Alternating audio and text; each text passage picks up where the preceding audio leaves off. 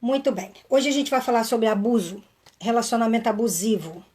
Isso é uma coisa difícil, isso tem prendido muitas pessoas. Pessoas têm sido aprisionadas nesse relacionamento e elas muitas vezes não sabem, porque às vezes a gente pensa que relacionamento abusivo é só aquele que tem violência física. E não é verdade. Abuso também é com violência psicológica, violência emocional. E muitas vezes essa acaba sendo a pior, porque como as pessoas nem percebem que estão numa relação abusiva, ela acaba permanecendo nela. Então as pessoas precisam ter consciência do que é uma relação abusiva para ela saber o que ela tem que fazer, certo? Porque se ela vive com alguém que espanca, não é, que bate, ela sabe, é perceptível, é real a agressão ali, né? Não significa que a psicológica não seja real, mas a pessoa acha que ela tem motivo para fazer uma denúncia. E quando é psicológica, ela nem percebe que tem. E a gente vai ver aqui hoje por que as pessoas às vezes não sabem que estão num relacionamento abusivo. Tá certo? Então, o que é o abuso? É quando alguém usa de poder que tem para constranger o outro, para pressionar, para humilhar, para causar dano para uma outra pessoa, usando o poder que ela tem, certo? Qual é a característica de um relacionamento abusivo? Eu vou te falar aqui algumas características de relacionamento abusivo. Então, a gente precisa buscar ajuda. Se você tem pelo menos 4 dessas questões, dessas características que eu vou passar aqui para você agora. Não significa que um relacionamento abusivo tem que ter tudo isso que eu vou te passar aqui, mas já vai dizer para você, pelo menos algumas dessas características, vai te dar uma possibilidade de você compreender ou você perceber se tem alguém que você conhece que está passando por isso. Porque talvez ninguém aqui esteja passando, mas você pode orientar uma pessoa. Tem muitos líderes de igreja que às vezes não sabem reconhecer esse relacionamento abusivo. E aí não consegue aconselhar uma pessoa da maneira certa. Então, hoje eu quero ajudar você a compreender isso. Pessoas que vítimas de relacionamento abusivo, por exemplo, mulheres podem ser abusadoras e homens também, tá? Então não significa que é só homem que é o abusador, não. Mas eu vou te dar um exemplo aqui de mulheres que sofrem de relacionamento abusivo, com maridos abusivos. Então é aquele marido que, por exemplo, ele pode até não bater na mulher, mas ele assusta e ele faz com ele no comportamento dele, ele dá sinais de como se aquela agressão fosse possível. É aquela pessoa que grita, bate porta, dá soco na mesa, dá soco na parede, joga as coisas no chão quando não gosta de alguma coisa. Então, ele não bate nela, mas é como se ele estivesse dando um aviso que ele pode bater e ele assusta de qualquer maneira. É o homem que, por exemplo, ele nunca faz um elogio para a esposa. Ele jamais levanta ela de maneira nenhuma. Ele jamais mostra o lado bom dela. Pelo contrário, é aquele que tem inveja quando ela tenta subir um pouquinho, é aquele que barra toda a possibilidade dela de crescer. Se ela quer pegar um dinheiro para fazer alguma coisa boa para ela, para fazer um curso, para investir em alguma coisa, nunca pode, porque para ela não tem investimento. Ele está o tempo todo impedindo ela de realizar alguma coisa, de fazer alguma coisa para si própria. É uma pessoa que está sempre de mau humor, está sempre contrariado, está sempre irritado. E ele isola aquela pessoa, ele isola a esposa, ele não quer conversar, ele não quer resolver questão nenhuma. É o cara cínico, né? Ele muitas vezes ele é debochado. A pessoa que vive com alguém que é um abusador, essa pessoa tem a sensação de que ela está num campo minado, que ela está pisando em ovos, que parece que qualquer hora alguma coisa vai explodir. E aí essa pessoa fica tentando fazer um esforço enorme para não falar nenhuma besteira, para não falar nada na hora errada, para fazer tudo que a outra pessoa quer. Só falta adivinhar o que o outro quer para evitar que ele arrume uma confusão, para evitar que ele faça escândalo, para evitar que ele fique bravo. O abusador é aquela pessoa que invade a privacidade do outro, né? É o marido, por exemplo, que invade a privacidade da mulher. Se ele tiver que pegar uma coisa dela e jogar fora, ele joga, ele nem pergunta se pode ou não, não respeita as coisas dela, ameaça com a questão financeira. Ó, esse mês não tem dinheiro para fazer compra, ó, esse mês o dinheiro vai ser tanto. Ele tá sempre fazendo ameaça desse tipo, porque quando ela é dependente financeiro dele, é a pessoa que muitas vezes demonstra um ciúme excessivo, mas é um ciúme por controle, não é um ciúme porque gosta. É aquele que fica tentando seguir os passos. Ele geralmente, não quer dizer que é sempre, mas geralmente é o cara que trai a mulher. E ele não dá nenhuma satisfação, ele não dá nenhuma explicação. E se ela tentar confrontar de alguma maneira, ele vai jogar e vai fazer ela se sentir doida, vai fazer ela duvidar da percepção dela. É aquele cara que vai confundir a outra pessoa. Ele distorce, faz ela se sentir culpada daquilo que falou, faz assumir que errou uma coisa que ela nunca fez. O abusador tem a capacidade de levar outra pessoa à loucura. Levar a pessoa, para ela acabar com a confusão, para ela se livrar daquela tortura psicológica, a mulher geralmente assume que cometeu um erro que ela nunca cometeu. Mas ela entrega para poder ver se ela fica livre daquela tortura psicológica. Conheço uma pessoa que o cara não deixava ela escolher nada dentro de casa. Ela não podia escolher um copo para comprar, porque ele dizia que o dinheiro era dele, ele decorava a casa do jeito que ele queria, ele trocava os móveis quando ele queria, ele resolvia pintar a casa, era da cor que ele queria, nem perguntar para ela, pedir opinião. Então eu me lembro de um caso de uma que ele levou ela na loja para comprar um sofá, mas ela era como uma secretária que não podia abrir o bico. E aí ela tentou dizer que aquele sofá não combinava com o estilo da casa, e foi um escândalo, porque ele fez ela passar pela maior humilhação do mundo.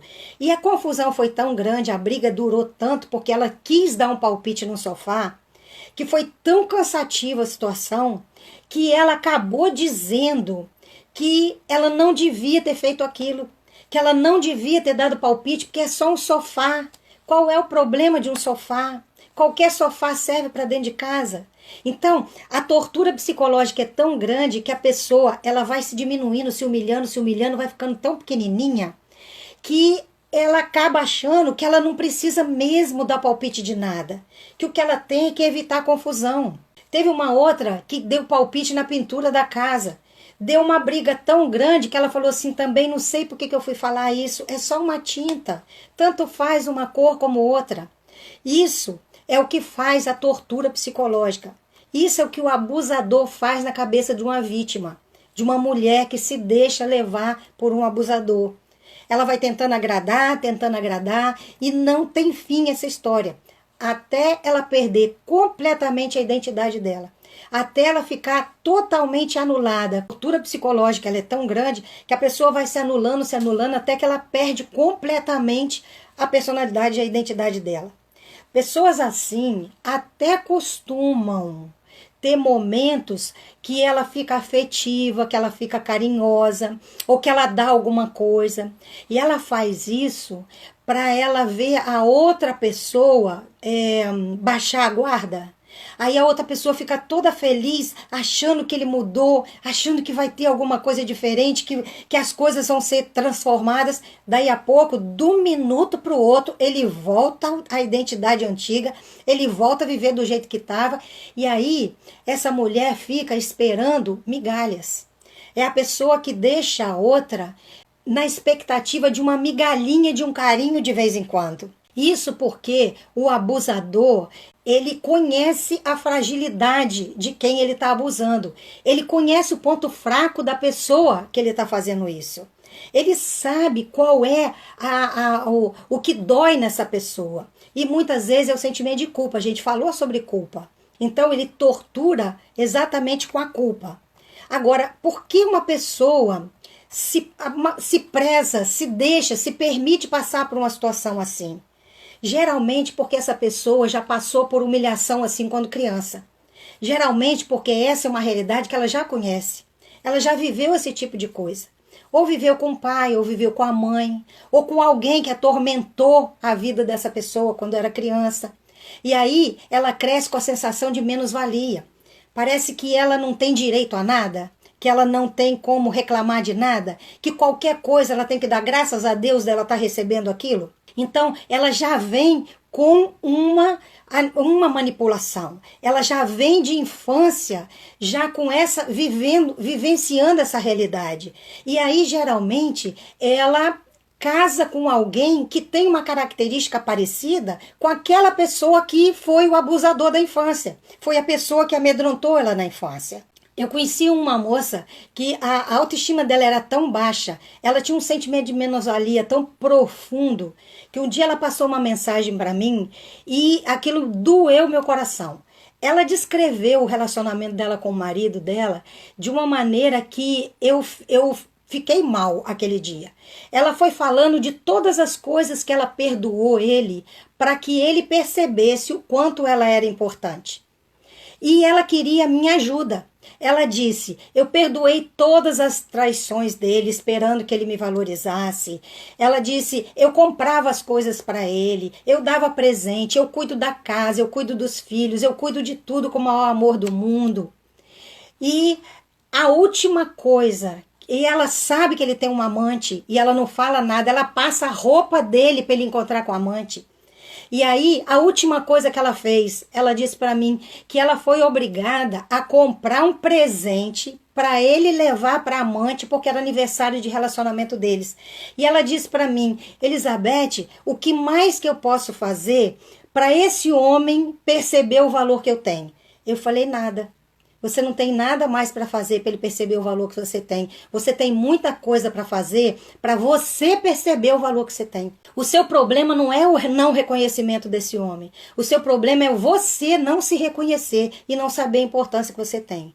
O dia que eu falei isso, ela não voltou, né? Não ligou para mim, não falou mais nada. Agora, qual é a solução disso? A solução disso é você fortalecer a pessoa que está sendo vítima disso. Não adianta você dizer assim, larga esse cara, não é? Abandona ele. Tem gente que já ela não vai fazer isso, ela não tem coragem para fazer isso. Ela precisa de ajuda para fortalecer a autoestima dela. Ela precisa de ajuda para sair desse sentimento de vítima, dessa prisão que ela tem de uma infância humilhada. É a pessoa que cresceu, mas o sentimento dela é de menina ainda. É da mesma idade que ela passou pelas humilhações de criança. Ela continua se sentindo a mesma pessoa. Então é preciso cuidar dessa pessoa. Essa pessoa precisa recuperar o amor próprio. Ela precisa de procurar ajuda mesmo. Ela buscar uma terapia, buscar um psicólogo. Ela precisa de fortalecer para ela conseguir fazer isso e ela bancar a atitude que ela tem. Agora, nem sempre é preciso que tenha uma separação para isso. Não precisa. Às vezes, conselheiros, né? Por exemplo, se você é conselheira numa igreja, geralmente eu conheço várias pessoas que passam por abuso e o conselheiro da igreja diz para ela assim, minha filha, tenha paciência e ora, porque Deus pode transformar o teu marido. Olha, gente, nós precisamos muito de oração. Mas nós precisamos de ação também. Não basta a oração. Não dá para dizer para uma pessoa que está sendo abusada para ela ter paciência. Não pode. Ela tem que orar sim, mas ela tem que recuperar, ela tem que se levantar, ela tem que pensar em alguma coisa que ela precisa fazer para ela sair do lugar da humilhação. Olha, eu acompanhei uma moça uma vez que ela dizia para mim que quando ela saía para fazer compra no mercado com o marido dela, que o marido, ela pegava um queijo, ele pegava da mesma hora que ela botava no carrinho, ele pegava do carrinho e botava no lugar de novo. Ela pegava um iogurte, ele pegava o iogurte e botava no lugar de novo. E dizia que o dinheiro era dele. Ela ia no açougue, escolhia uma carne boa, ele pegava aquela carne, botava lá e pegava uma carne de segunda. E quando ela insistia, ele fazia o maior escândalo perto do açougueiro. Só que ela começou a se tratar e ela começou a perceber que o problema é que ela estava alimentando o abusador. Ela estava alimentando o egoísmo dele. E aí ela começou a perceber que ela precisava reconhecer o valor que ela tinha, o lugar que ela tinha dentro de casa. E aí ela tomou uma decisão. Um dia ela chegou para ele e falou assim, olha, eu amo você, quero ficar com você para sempre, mas eu vou te dizer o seguinte, Nunca mais eu piso num mercado com você se você fizer de novo aquilo que você fez. Eu quero o direito de pegar a carne que eu quiser também. Eu quero o direito de escolher isso, aquilo outro. Eu quero o mesmo direito que eu tenho de você aqui. Se eu não puder escolher aquela carne no mercado, pode ter certeza. Eu não vou esperar você fazer 2 humilhações, não. Eu vou pegar a chave, vou entrar no carro e você vai fazer suas compras sozinho. E aí ela foi, ele não deu a mínima para o que ela falou, porque ele não acreditou mesmo que ela ia fazer aquilo. E aí ela foi pro açougue e ele fez o mesmo show de sempre. Ela respirou fundo, pegou a chave no bolso dele e virou as costas e foi pro carro. Diz ela que quando ela virou as costas pro açougue e foi na direção do carro, que ela ficava imaginando a cada passo dela a faca do açougueiro voando nas costas dela. Que ela falou, vou morrer agora. Só que ela foi contando os passos, calma, devagar, porque ela não podia correr. Sentou no carro, esperou 40 minutos, orando. Chegou lá, 40 minutos depois, ele chegou no carro, botou as compras no carro, não disse a mínima, não deu uma palavra.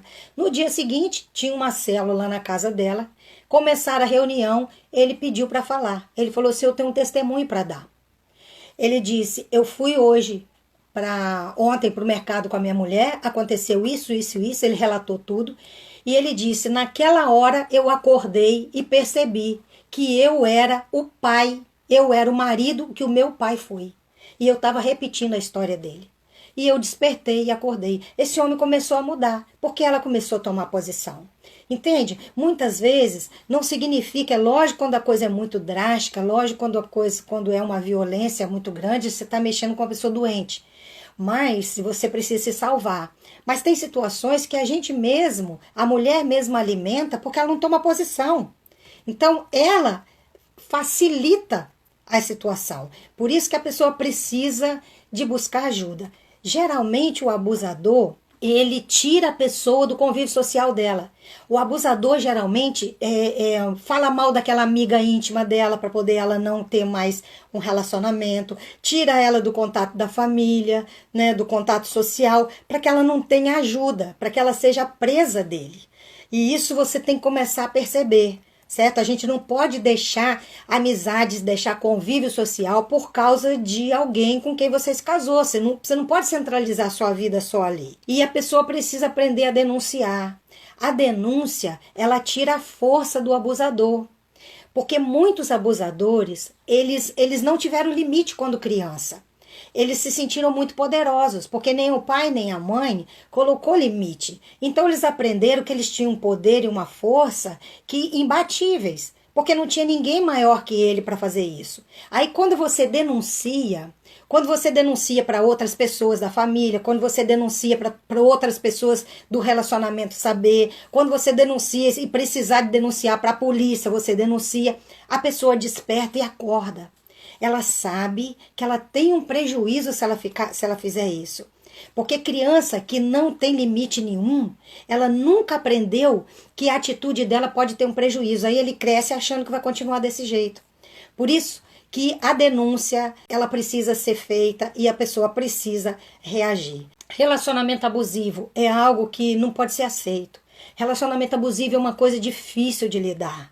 A gente precisa aprender, se você conhece alguém assim, você precisa aprender a aconselhar. Se você está passando por isso, você precisa aprender a reagir. A oração é vital. Nós precisamos de oração em tudo, na vida. A gente precisa de oração, mas a gente precisa também de ação. Fica na paz. Deus abençoe você.